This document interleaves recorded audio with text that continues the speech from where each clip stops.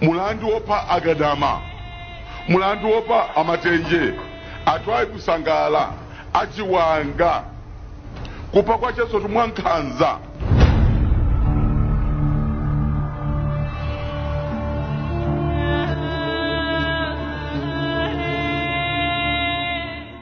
Dick Matenje, Aaron Gadama, Twaib Sangala ndi David Chiwanga anaphedwa ndi boma la chipani cha Malawi Congress pa 18 May mchaka cha 1983. Mwezi wa May ndi umodzi omwe sungaduse osakambapo nkhani icha yomwe ili mu mbiri ya dziko lino. Imeneyi ndi nkhani yokhudza akuluakulu a boma ena omwe anaphedwa ndi boma la Malawi mchaka cha 1983. Pofika 18 May 2018 ndiye kuti padutsa zaka 35 kuchokera pomwe anthu anayiwa anaphedwa. Zili pati yachiona cha nzeru kuifukulanso nkhani iyi ngati njira yokhayo yomwe ndikuthekera kwake ingachite pofuna kukumbukira komanso kupereka ulemu kwa anthuwa. Ngati nkotheka khalani pomwepo. Dzina langa ndi Thomas Kachere.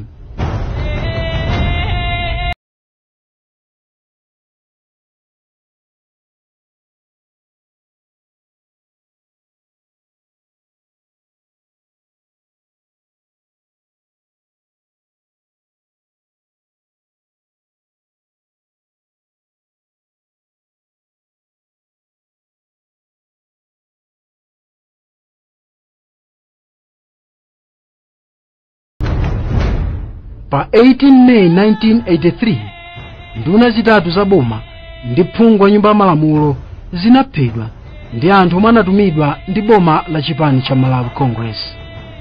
Anthuwa omwe ndi Dick Matenje, nduna yapadera kapena kuti Minister without portfolio yemwenso anali mlembi wamkulu wa chipani cha Malawi Congress, Aaron Gadama, nduna ya mchigawo chapakati, Twaib Sangala, nduna ya zaumoyo ndi David Chiwanga, phungu wa kummawa kwa boma la Chikwawa. Malinga ndi buku lolembamo zokambirana za phungu wa ku nyumba ya malamulo Hansard mchingerezi la mwezi wa March mchaka cha 1983, anthuwa anazuzula poyera zakusakazidwa kwa chuma cha dziko lino komanso katangale pomwe nyumbayo imakambirana za ndondomeko ya chuma cha boma. Muzakambiranazo munali ripoti yochokera ku komiti yoona za chuma cha boma Public Accounts Committee lomwe linazuzula kwambiri zakusakazidwa kwa chuma ndi nthambi za boma komanso makampani a boma omwe ena mwa iwo wapampando wake anali olemekezeka John Tembo. Malinga ndi malipoti omwe anatsindikizidwa pali maganizo osiyanasiyana pa zifukwa zomwe boma linkafuna anthuwa kuti aphedwe. Malipoti ena omwe analembedwa anati anthu anayiwa anaphedwa chifukwa chakuti ankatsutsana ndi mfundo komanso ulamuliro wa nkhanza wa Dr. Hastings Kamsubanda. Mwachitsanzo, anthuwa akuti anatsutsula Dr. Banda zakakweredwe kwa John Tembo m'maudindo ena a boma komanso udindo wa Cecilia Mama Kazamira. Malipoti ena anati anthu anayiwa anakana poyera kusintha malamulo a dziko lino kuti akhazikitse mpando wa Prime Minister kuti ukhale wa John Tembo. Chigamulo cha bwalo lalikulu la Supreme chokhudzana ndi kuphedwa kwa anthuwa chomwe chinaperekedwa pa 27 July 1997 chinati mkumanowo unali waukulu komanso otentha kamba kuti anthu analizuzula kwambiri bomalo mu nthawiyo. Mkumano nyumba ya malamulo utathetsedwa pa 17 May 1983 kumayenera kuti kukhale mwambo opereka masatifiketi kwa anthu ena kukwacha Conference Center mu mzinda wa Blantyre komwe Amatenje monga mlembi wamkulu wa chipani cha MCP amayenera kukatsogolera. Malinga ndi zomwe analemba Dr. John Rwanda mchaka cha 1993 m'buku lake lotchedwa Kamsubanda of Malawi, A Study in Promise and Paralysis, anthu anayiwa anamangidwa pa 17 May 1983 mu msewu wochokera ku Zomba kupita ku Blantyre ndi kuwatengera ku likulu la polisi mchigawo chakummawa komwe anakagona tsiku limodzi ku ndende ya Mikuyu.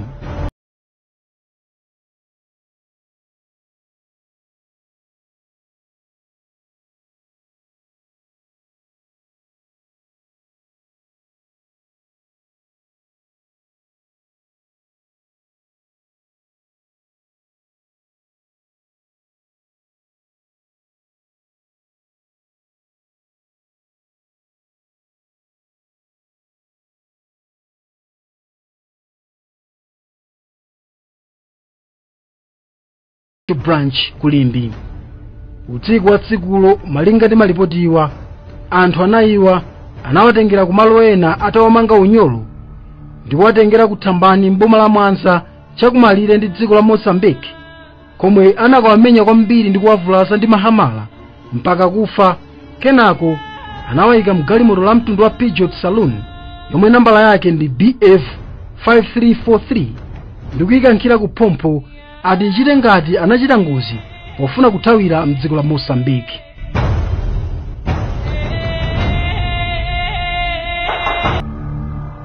Kenako a Geoffrey Kachale omwe anali wachiwiri kwa Auditor General yomwe anathandizira nawo kukonza lipoti la zachuma lomwe linadzetsa mkoke mnyumba ya malamulo mu nthawiyo, anathiridwa poison ndipo anatengedwa ku chipatala chachikulu cha Zomba omwe anakathandizidwa ndi kupulumutsidwa. Malinga ndi Cuthbert Kachale yomwe ndi mchimwene wawo wa Geoffrey omwe amakhala ku Harare mdziko la Zimbabwe, anawuza imwe analemba malipotiwa kuti kutsatira izi mchimwene wawo Geoffrey anathawa mdziko muno ndi kukakhala ku Arusha mdziko la Tanzania, komwe anakayamba ntchito ku Eastern and Southern African Management Institute.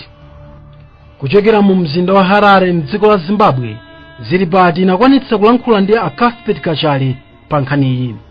Ine ndine Cuthbert Kachale, makhala ku Harare.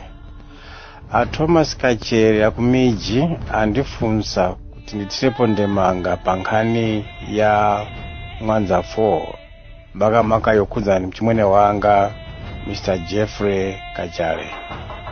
Anthu ambiri amadziwa za kugwidwa kwa Dick Matenje, Aaron Gadama, Atwai Busangala nda David Chiwanga amene anagwidwa ngati nkhuku na ayikidwa mukakhola na zaphedwa ngati gwape. Mwina ambiri nusimukudziwa kuti poonjeza pa anthu anayawa panali wina wachisanu amene amafuna kumupha mwazizizi pogwiritsa ntchito kafire kwanu amene amatcha poison pa chizungu. Wachisanuyo amene angafuna kuphedwa ndi kafire kwanu anali mchimwene wanga Geoffrey Wamzali Kachale. A Geoffrey Wamzali Kachale anakaphunzira za umisiri wozama pakayendetsedwe kachuma, kagwiritsidwe ntchito kachuma ndi kawerengedwe kachuma ku University of Strathclyde, Scotland Business School. Anali katswiri pakayendetsedwe kachuma cha boma chimene chimachokera misonkho ya anthu. Amafufuza kuti ndalama zikuyendesedwa mwaubwino, mwaudongosolo, kapena mozembesa, kapena mobedwa. Mu report kachifufuzo cha 1983 lomwe analemba Kachale munapezeka kuti chuma chinayendetsedwe mwaubwino kapena mwadongosolo mu nthambi zinayi kapena maministry anayi a boma ndinso mabungwe awiri amene anakhazikitsidwa ndi boma kuti athandize pa chitukuko cha Malawi. Ripoti limeneli litaperekedwa ku parliament kapena nyumba ya malamulo inadzaza chipolowe. Ripoti limeneli litaperekedwa ku nyumba ya malamulo linayambisa mkangano, kusagwirizana, kusiyana maganizo. Makamaka wotsutsa anali a Dick Matenje, Aaron Gadama, Atwai Busangala nda Chiwanga. Anthu anayi awa anagwidwa, naombedwa mfuti, nanyenyedwa mitu kuletera kuti kufufuza zakaphedwa anthu wachizimayi kucha wa South Africa anena kuti mitu yawo inanyenyedwa ngati mazira kuphwanyika. Pachikuda pathu tikapha njoka timatsimikiza kuti njoka yafadi tikadula mutu. Ndi mutu wa nkhani apa inali report. Munthu olemba report iyo. Munthu olemba report iyo anali achimwene anga a Geoffrey Wamzali Kachale. Chifukwa chake anafuna kuti nawonso apite mwazizizi pogwiritsa ntchito kafire kwanu. Ofesi ya Auditor General inayandikana ndi nyumba ya maofesi Special Branch Eastern Division kuzombako. Ndeno mwazizizi achimwene anga usadziwa kanthu atangomwati kuyamba kuvutika mimba chifukwa chakafere kwano. Povutika mimba apo anzawo anatekera kuchipatala cha Zomba General Hospital kumene dokotala wina wake amafuna kuti angwapanga operation, koma mwamwayi wa Profesa Moses Chirambo anali pafupi akati aya konde imene ndimenya mankhwala ena ake kuti poison ichoke muthupi, ite muthupi isowe ntchito. Mwamphamvu za Mulungu achimwene angawo a Jeffrey wa Mzali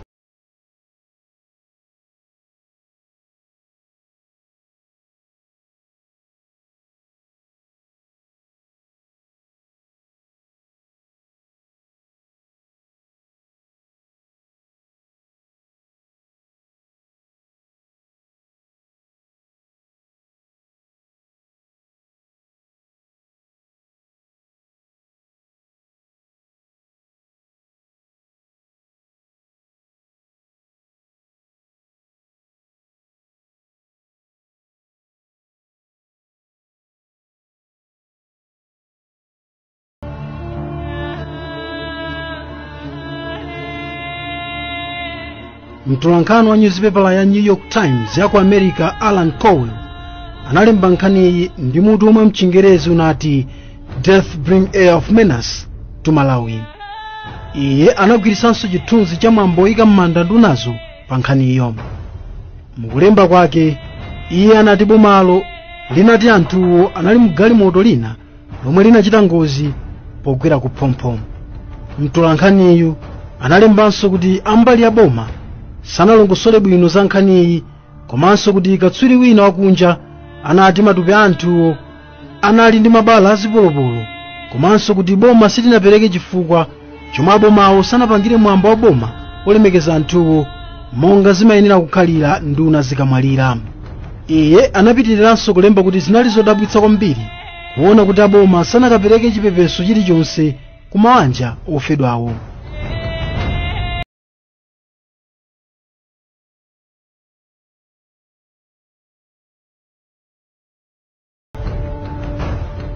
Mu January 1995 pansi pa ulamuliro wa Dr. Bakiri Muluzi, bwalo lalikulu mdziko muno linapeza Dr. Banda, John Tembo, Mama Cecilia Kadzamira ndi apolisi ena atatu ndi milandu iwiri wakupha komanso mulandu opanga upo kuti aphe. Pofika mchaka cha 1994 boma la UDF pansi pa ulamuliro wa Dr. Bakiri Muluzi lakhazikitsa kafukufuku Commission of Inquiry pa nkhani iyi. Anthu okwana 162 anayitanidwa ndi kufunsidwa za nkhani iyi, ndipo kutengera ndi zomwe anayankha mutu wa nkhani iyi unayamba kuoneka. Zotsatira za kafukufukuyo zomwe zinatsindikizidwa zomwe zili ndi masamba okwana 1066 zinagwiranso mayankho ochititsa chidwi omwe anaperekedwa ndi wapolisi wina Inspector Leonard Wines Mpagaja, yomwe akuti anali nawo mgulu la anthu omwe anatumidwa kuti aphe anthuwo. Mukuyankha kwake malinga ndi tsamba lina la kafukufukuyo, anthuwo anawapha atawatulutsa mgalimoto. Ndipo atafunsidwa kuti anagwiritsa ntchito chani, iye anati anthuwo anagwiritsa ntchito mahamala. Atafunsidwanso ngati panali mfuti pamalopo, iye anati panalibe, koma anakumbukira kuti panali nkhwangwa pamalopo. Atafunsidwa kuti anthu ochita chiwembuwo analipo angati, iye anati gulu lililonse linatengera mmodzi pambali ndi ukamupha. Iye anapitirira kunena kuti anyamata ake anatengera Mr. Sangala ndipo amanga kumaso monga ena onse, kenako kwakhazika pansi. Iye akuti ndiye mwana anatenga hamala ndi kumenya ku nkhongo, ndipo momwe anaphunzirira ku training ya polisi akuti iye anadziwiratu kuti munthuyo afa pompom. Iye anaonjezera kunena kuti Sangala sanalire nkomwe, ndipo njira yomweyo inagwiritsidwanso pophera enawo. Iye anati anthuwo sanalankhule kanthu ngakhale kuwafunsa zakomwe amawatengera. Koma iye anati Sangala anafunsa kuti mukundimanga bwanji kumaso nditavala magalasi, ndipo iwo anawachosa magalasiwo ndi kuwaponya pansi, kenako kumukhazika pansi ndi kupitirira ndi chiwembu chomupha. malipoti ena amati mwa anthu anayiwo Gadama ndiye anachedwa kufa. Ngakhale panali umboni oterewu, bwalo la milandu linalephera kumanga Kamuzu komanso Tembo atikamba kakuperewera kwa umboni. Mkazi wa yemwe anali mkulu wa polisi mu nthawiyo Mark Kamwana anakafunsidwanso, ndipo iye anati mwamuna wake anamuwuza kuti anatumidwa kapena kuti oda kuchokera kwa John Tembo, ndipo anavomereza izi anali Kamuzu Banda. Malamulo a dziko lino mphekesera zokha sizikwanira kukhala umboni, kotero bwalo la milandu silinaphule kanthu kuti amange anthuwa. Wofunsidwa wa namba 162 anali Kamuzu Banda, ndipo mukuyankha kwake pafunso lililonse lomwe anafunsidwa iye ankangoti I am afraid because it is such a long time ago I have no information, kapena kuti ndilibe yankho chifukwa patenga nthawi yayitali chichitikireni nkhani iyi. The silent killer, silent killer, silent manipulator. Amapanga zinthu zosaonekera, zinthu zopanga ndiye. Mulandu wopa Agadama, mulandu wopa Amatenje, atwaye kusangala achiwanga kupa kwa Chesotu Mwankhanza. Inu mukudziwa kuti Agadama anali Mkristu wa Chikatolika. Akwakoma Msomali pamutu anagwira korona yace. Atembo mkundipheranji, mukundipheranji pa chifukwa chani? Vandu folo nthawi imodzi kwaunjika galimoto ndukataye kumwanza ati galimoto achitenga tiye ngozi.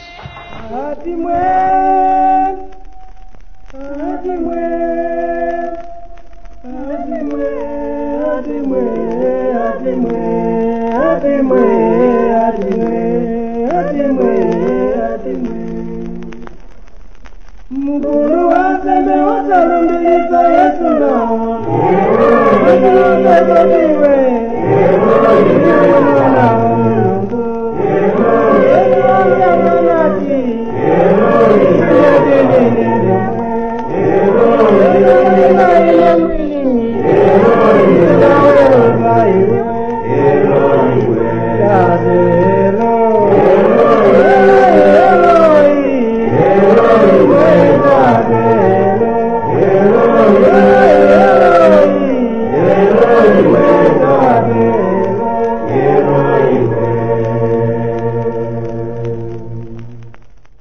Zilipati kuthokoza anthu onse omwe anayithandiza kupeza zolembedwa za ku nyumba ya malamulo komanso zina. Zilipati kungoti mizimu ya anthuwa yonse mumtendere.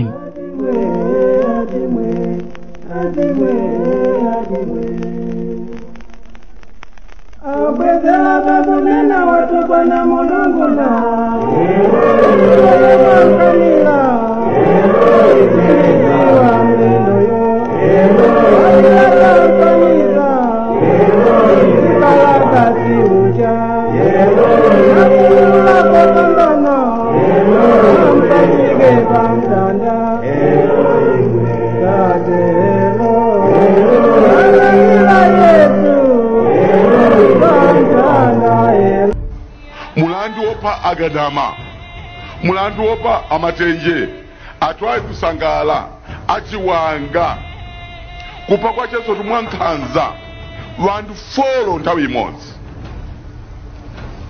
kwaunjika galimoto ndukataye kumwanza ati galimoto achitenga tiye ngozi. Nkuteka kuti inomveratu muli ndi nkhani kapena ndemanga, ndipo mmafuna mutagawana nayo Zilipati, imbireni foni pa nambala iyi 083 249 729 083 249 729. Ndi Zilipati simuzasiyidwa sommalini konse ayi. Dzina langa ndi Thomas Kachere.